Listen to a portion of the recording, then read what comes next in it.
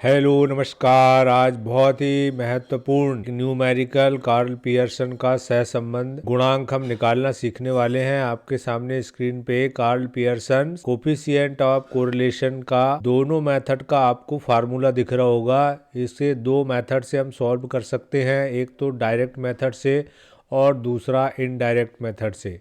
तो direct method का जो फार्मूला है R is equal to sigma D X D Y upon under root sigma D square X into sigma D square Y. तो ये formula मैंने दो फार्मूले दिए हैं, बस केवल आपको दो याद रखने हैं और बहुत ही आसान तरीके से कार्ल पियर्सन का सहसंबंध गुणांक हम ज्ञात करने वाले हैं। तो चलिए चलते हैं एक न्यूमेरिकल में जिसे हम सॉल्व करते हैं। यहाँ पर हमें दो वेरिएबल की वैल्यू दी है, एक है x और दूसरी है y। ये कुछ भी हो सकती है, ये डिमांड एंड सप्लाई हो सकती है, प्राइस एंड डिमांड हो सकती है, प्राइस एंड सप्लाई हो सकती है ना, कुछ भी हो सकता है। हमने x और y मान के इसको करना है कि अगर x बढ़ रहा है या y घट रहा है तो ये दोनों जो नंबर है, जो दोनों वैल्यू है, इनमें क्या रिलेशन है, कार्ल पियर्सन के फार्मूले से हम इसको पता करेंगे। तो जब भी हम डायरेक्ट मेथड से सवाल हल करते हैं तब हमें जो है मीन निकालना होता है। तो यहाँ पर दो हमें वेरिएबल दिए हैं, एक x और एक y। तो हम पहले एक x मीन निकालेंगे और दूसरा y मीन निकालेंगे। अब ये कैसे निकालते हैं? x मीन का जो फार्मूला है वो होता है सिग्मा x अपॉन n और y का जो फार्मूला है वो होता है सिग्मा y अपॉन n। जब भी हम डायरेक्ट मेथड से निकालेंगे तो हमें ये दो चीज़ें पहले निकालनी होगी और इनको हम निकाल रहे हैं। इनको निकालने के लिए हमें क्या करना पड़ेगा, यहाँ पे सिग्मा x करना पड़ेगा। सिग्मा x बराबर होता है 105 और sigma y is equal to होता है 300। ये 105 या 105 कहाँ से आया? इन सब का टोटल है 15 plus 16 plus 17 plus 18 plus 19 plus 20। इन सब का जो है टोटल है, इनका योग कर दिया हमने और ये आ गया है 105। ठीक है, और 80 plus 75 plus 60 plus 40 plus 30 plus 15 हो गया है sigma y is equal to 300। अब हमें एक चीज़ और देखनी होती है कि ये कितने नंबर हैं, 1 2 3 4 5 6। तो यहाँ पर हम लिख लेते हैं n इज इक्वल टू 6। ठीक है, अब इसको यहाँ फार्मूले में लगा देते हैं और फार्मूला होता है हमारा सिग्मा x अपॉन n यानी 105 अपॉन 6 इज इक्वल टू 17.5 आएगा। और यहाँ पर y mean is equal to आएगा sigma y is upon n बराबर 300 प्लस 6 और इसका जो y मीन है ये 50 आएगा, 50। ये सबसे पहला स्टेप है। हम कोरिलेशन पता करते हैं तो सबसे पहले x मीन निकाल लिया, y मीन निकाल लिया। ओके, अब हमें दूसरे कॉलम में चलना है, यहाँ पे dx निकालना है। तो dx निकालने के लिए हमें x मीन से dx निकालेंगे हम। तो यहाँ पर हम लिख लेते हैं x मीन बराबर 17.5 और इसका सूत्र होता है x minus x mean, x minus x mean.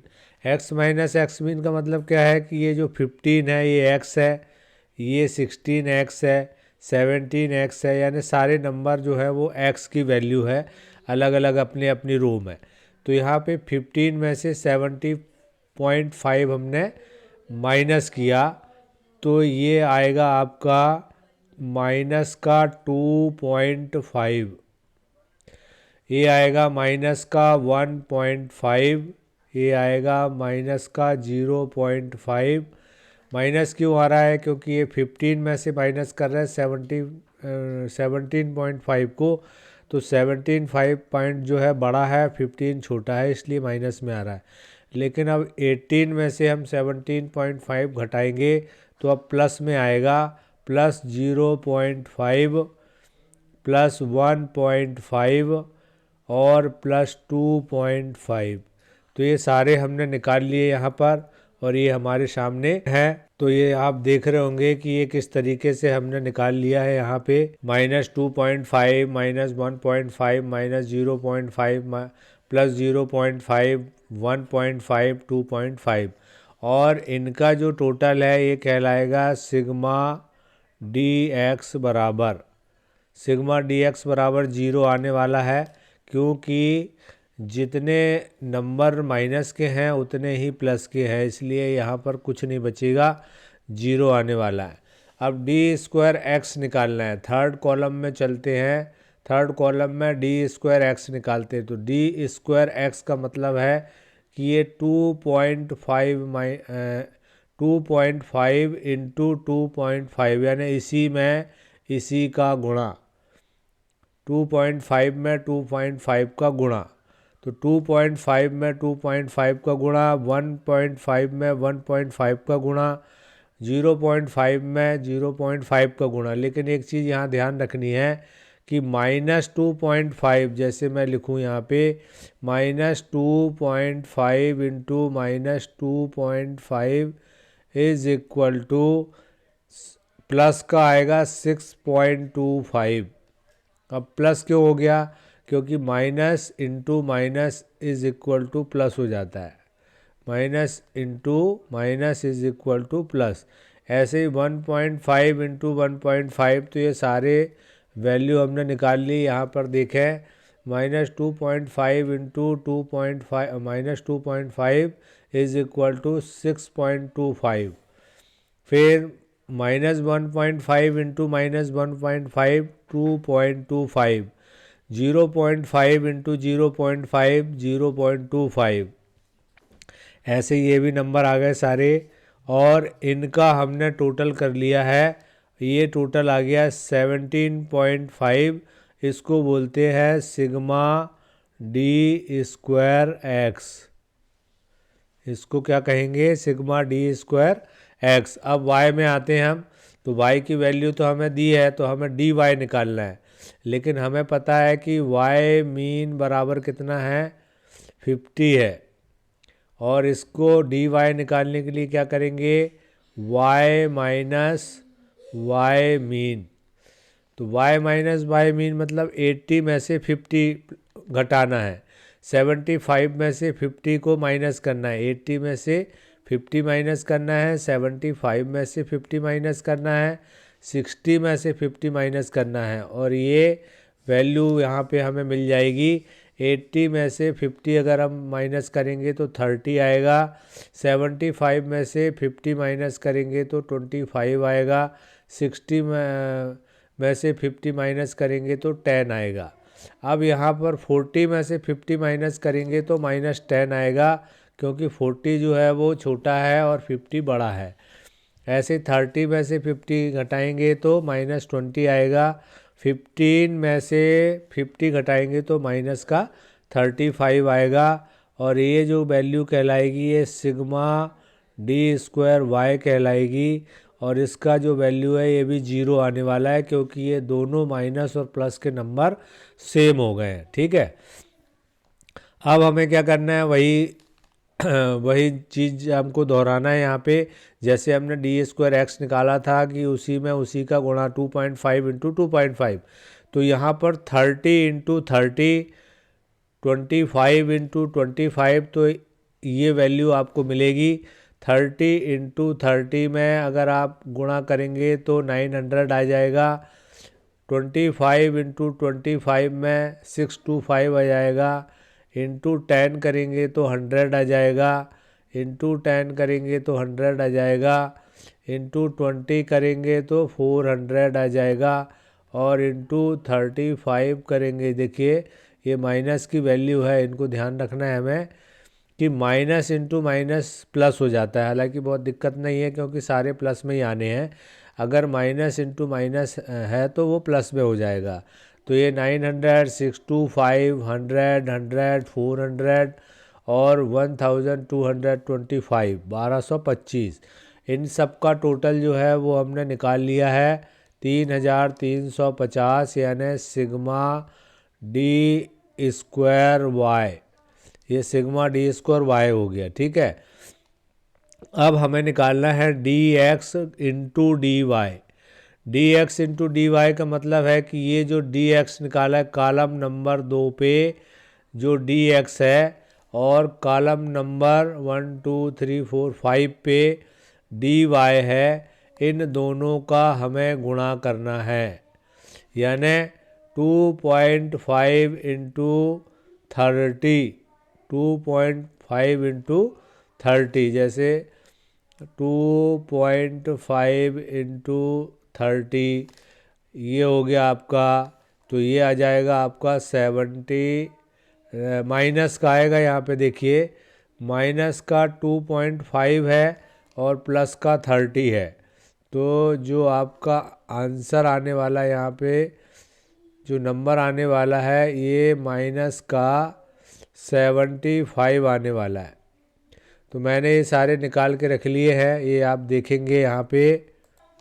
तो ये देखिए 2.5 -2.5 इंटू 30, तो ये आ गया -75। ऐसे ये -1.5 इंटू 25 -37.5, -0.5 इंटू 10, ये आ गया -5.0, 0.5 इंटू -10, तो ये इधर माइनस आ गया जबकि इधर प्लस हो गया, तो ये भी माइनस का 5।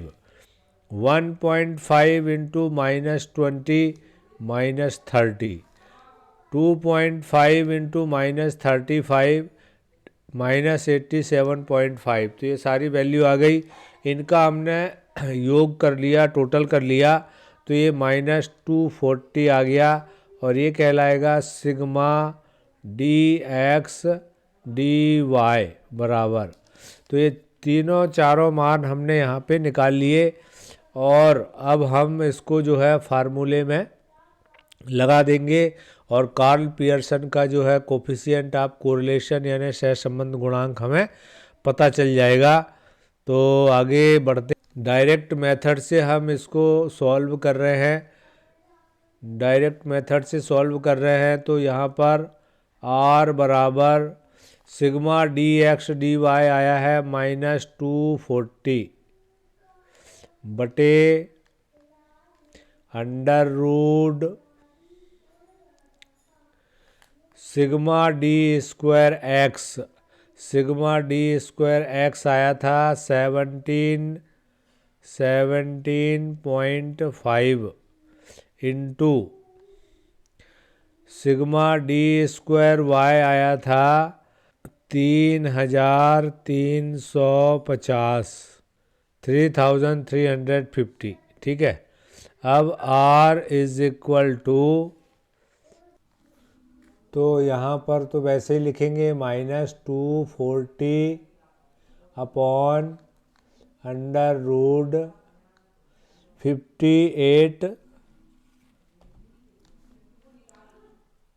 58,625, ठीक है, 58,625।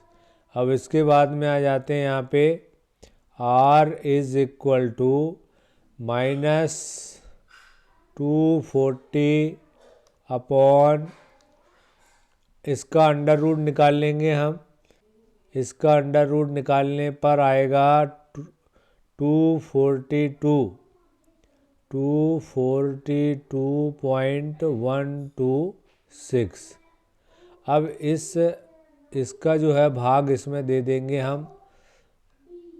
तो ये चूँकि माइनस का है, तो ये माइनस का आएगा, -0.9912, और ये हमारा आंसर हो जाएगा -0.9999 ही बोलो आप, तो 2 डिजिट में हम देख लेते हैं। तो इसको हम कहेंगे कि x और y में ऋणात्मक सहसंबंध है और ये उच्च स्तरीय सहसंबंध है, क्योंकि ये 1 और 0.075 के बीच में है, यानी 0.75 से प्लस या माइनस 1 के बीच में रहता है, तो ये उच्च स्तरीय सहसंबंध कहलाता है। लेकिन यहाँ पर ऋण का चिन्ह लगा है, इसलिए यह ऋणात्मक या नेगेटिव कोरिलेशन कहलाएगा। तो उम्मीद है ये कोरिलेशन का न्यूमेरिकल आपको बहुत अच्छे से समझ में आएगा, चूँकि ये डायरेक्ट मेथड है।